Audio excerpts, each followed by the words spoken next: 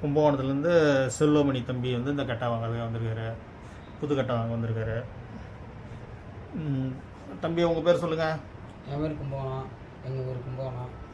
கும்பகோணம் பக்கத்தில் பட்டிசம். பட்டிசத்துலேருந்து அண்ணன் தகவல் வாங்க வந்துருக்கேன். பேர் சொல்லு. என் பேர் செல்வமணி. செல்வமணி கும்பகோணத்துலேருந்து பட்டிசாரத்தில் தான் வந்திருக்காரு. இப்போ அந்த புது கட்டை வாங்க.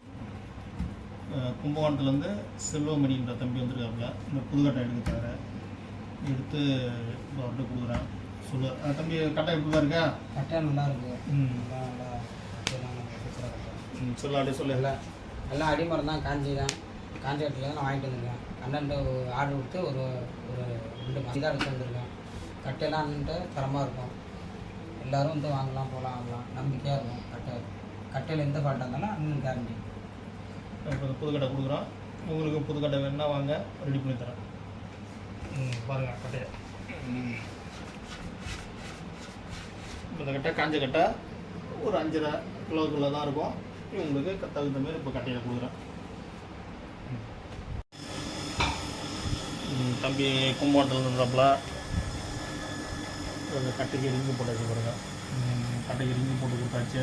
இப்போ தம்பி கிளம்புறாரு. புதுக்கட்டை எடுத்துக்கின்னு. செல்வமணி கும்பகோணம்.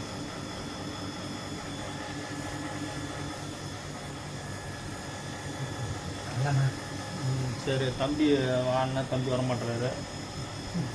சரி இவங்க இப்போ இந்த கட்டையை எடுத்துன்னு கிளம்புறாங்க. இப்போ ரிங்கு போட்டு நம்புறேங்க கட்டைக்கு. கட்டைக்கு ரிங்கு போட்டாச்சு. இப்போ தம்பி கிளம்புறாரு.